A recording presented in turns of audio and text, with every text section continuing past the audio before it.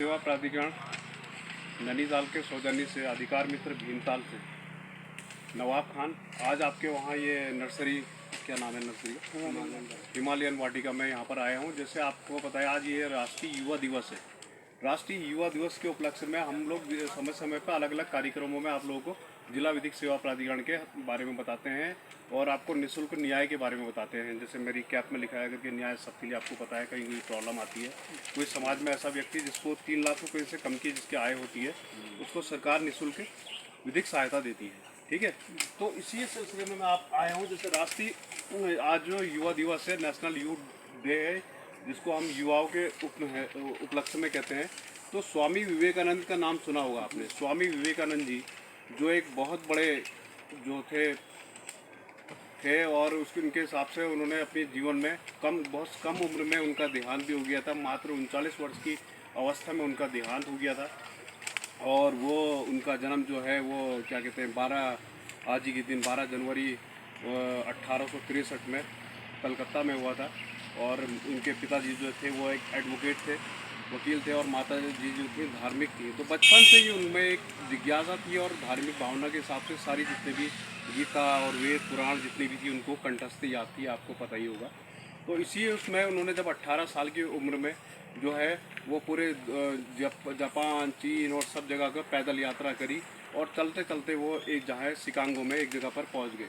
उनका एक नारा था जो है वो हर यूथ को आज भी होना चाहिए कि वो कहते थे, जागो, उठो जागो और लक्ष्य की प्राप्ति करो, जब तक थको नहीं, जब तक कि लक्ष्य की प्राप्ति करो। उनका एक नारा था जो हम हर व्यक्ति को होना चाहिए।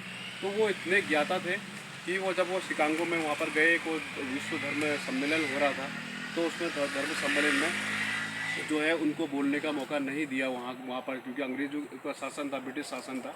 तो लास्ट में उनको एक 2 मिनट का शासन दिया।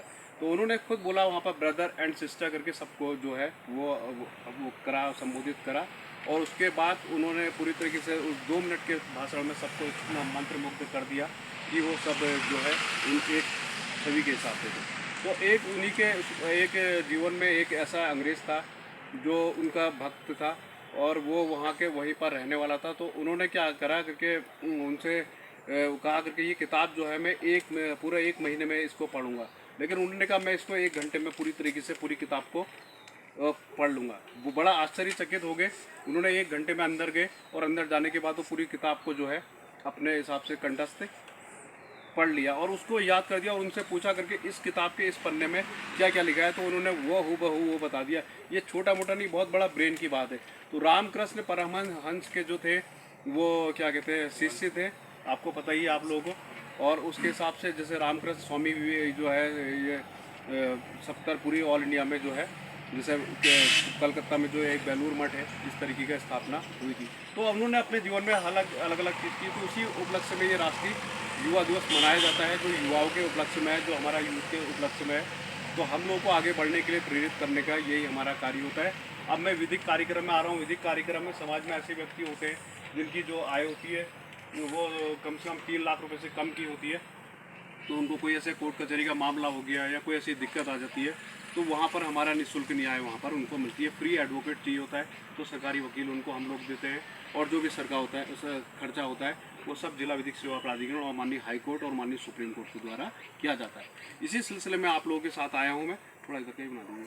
तो ये सब जिला विधिक सेवा प्राधिकरण कार्य होते हैं। हम विकास भवन में भी बैठते हैं। सर 1 मिनट जरा, बस स्टॉप कर दो आप।